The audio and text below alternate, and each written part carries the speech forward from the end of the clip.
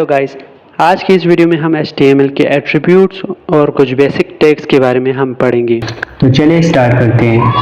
सबसे पहले हमें विजुअल स्टूडियो कोड ओपन किया। विजुअल स्टूडियो कोड ओपन करने के बाद हमने शिफ्ट और 1 प्रेस करते हैं। शिफ्ट और 1 प्रेस करना है।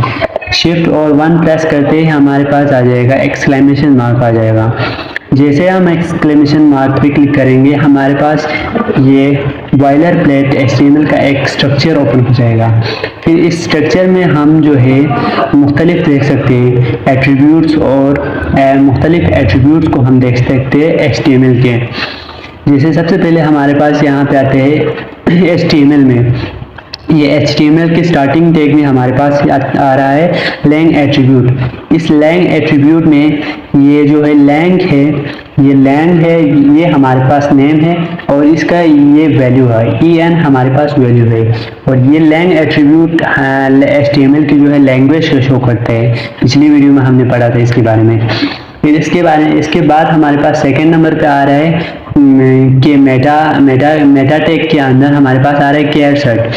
ये केयर सेट जो है हमारे पास हमारे वेब पेज के जो है कैरेक्टर्स को शो करती है, यानी ब्राउज़र में। इस केयर सेट में जो है हमारे पास इस केयर सेट में भी हमारे पास एक नेम है, एक नेम। ये केयर सेट हमारे पास नेम है, एट्रीब्यूट नेम, और ये एट्रीब्यूट वैल्यू है। फिर हमारे पास तीसरे लाइन में आता है, 5th लाइन में आता है हमारे पास मैटर टैग। इस मैटर टैग के अंदर भी हमारे पास दो वैल्यूज है और 2 नेम्स है। टैग सबसे पहले हमारे पास नेम है, name equal to viewport. इस नेम में ये नेम है, नेम ही है और ये वैल्यू है। कंटेंट ये नेम है और ये इसके अंदर जो है कंटेंट के अंदर जो लिखा है उसे कहते हैं वैल्यू। ये थे हमारे पास HTML एट्रीब्यूट्स। HTML एट्रीब्यूट्स हमारे इस बॉडी के अंदर जो हम मुख्तलिफ टैग्स यूज़ करते हैं, मसलन फॉर एग्जांपल इमेज टैग में भी हमारे पास ये सोर्स के अंदर हम कोई भी इमेज रखते हैं तो ये इमेज जो है हमारे पास वैल्यू है। ये जो अभी हमारे पास इमेज शो हो रहा है इसमें, तो ये इमेज हमारे पास वैल्यू है और ये सोर्स हमारे पास एट्रीब्यूट है। फिर इस आर्ट के अंदर भी हम जो है लोगो लिखते हैं। ये हमारे पास जो लोगो हमने जो लिखा है अभी, ये हमारे पास वैल्यू है और ये नेम है। मुख्तलिफ एट्रीब्यूट्स के जो है नेम्स और वैल्यू होते हैं। जैसे कि मज़ीद हम इसको देखते हैं एंकर टैग में। आपने पिछली वीडियो में हमने देखा था एंकर टैग क्या होते हैं। एंकर टैग हमारे वेब पेजेस में लिंक्स को शो करने के लिए हम यूज़ करते हैं। एंकर टैग क्लॉज, जैसे हम एंकर टैग क्लॉज करेंगे और इस एंकर टैग के अंदर हम href लिखते हैं। href लिखने के बाद इस href में हम कोई भी लिंक दे सकते हैं। https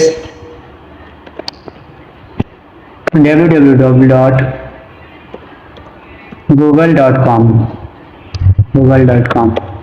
आप देख सकते हैं ये हमारे पास www.google.com, ये जो है हमारे पास ये लिंक जो है हमारे पास एक वैल्यू है और ये href हमारे पास एक एट्रीब्यूट है।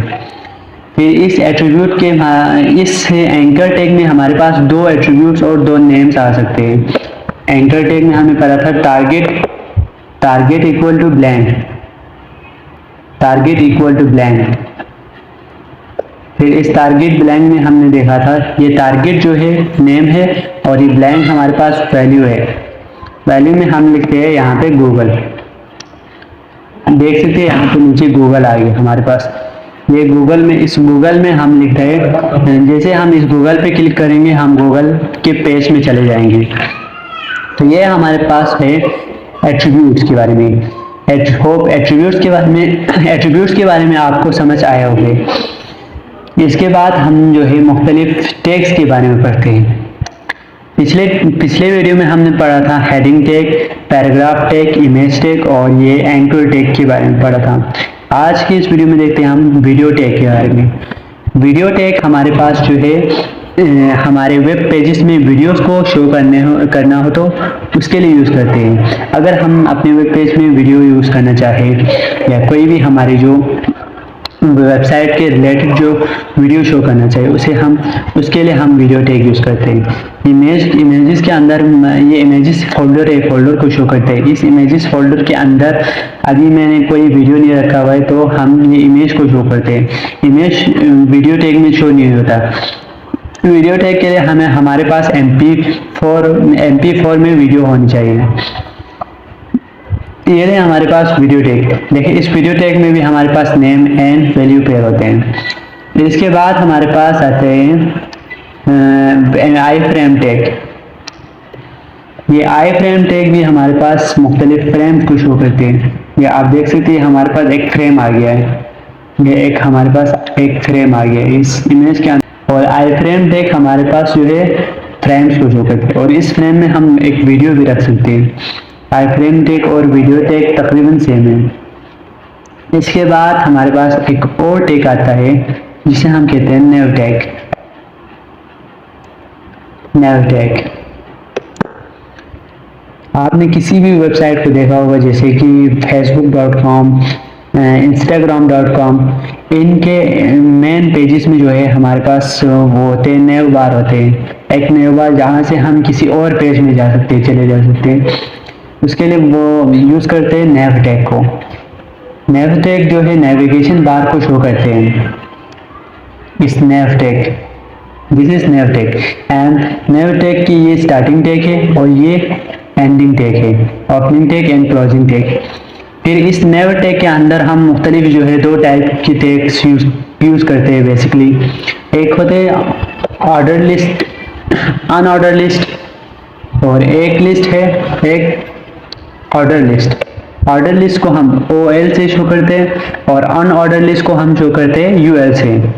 फिर अनऑर्डर लिस्ट में हमारे पास मल्टीपल लिस्ट आ सकते हैं और लिस्ट में भी सॉरी लेवल आ गया, लेवल टैग लिस्ट। फिर इस लिस्ट के अंदर हम मुख्तलिफ जो है अनऑर्डर लिस्ट के अंदर हम डिफरेंट टाइप्स की जो है लिस्ट यूज़ कर सकते हैं।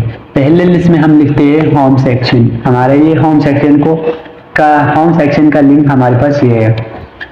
फिर इसी को हम कॉपी करते हैं। इसी को कॉपी करने के बाद हम home section, about section, contact section आ गया हमारे पास। फिर कंटेक्ट सेक्शन के बाद हमारे पास आते हैं सर्विसेज।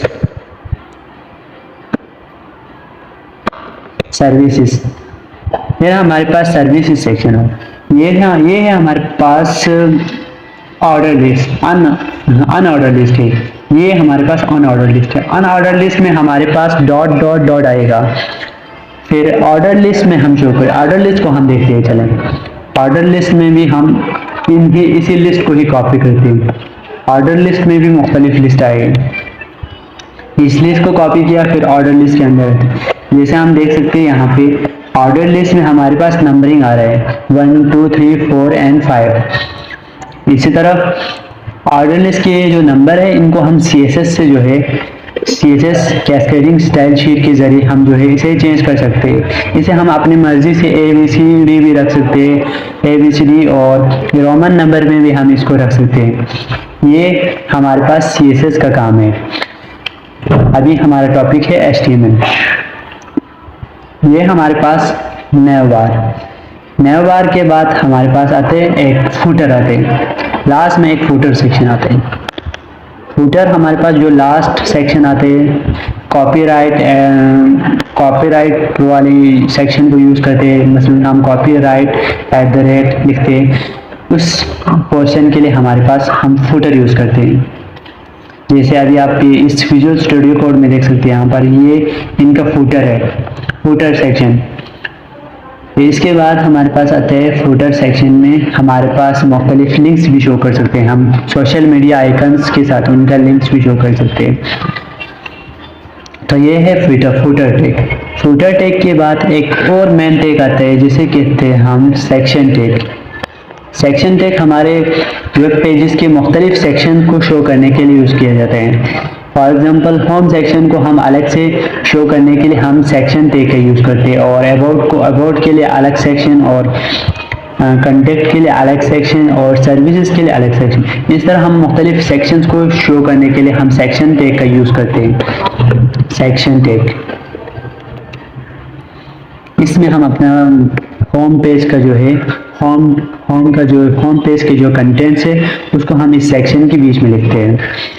इसके बाद हमारा मेन जब से जो अल्टरनेटिव टैग है, सेक्शन का जो अल्टरनेटिव टैग है उसके बारे में हम बात करते हैं। वो है हमारे पास डिवीजन टैग।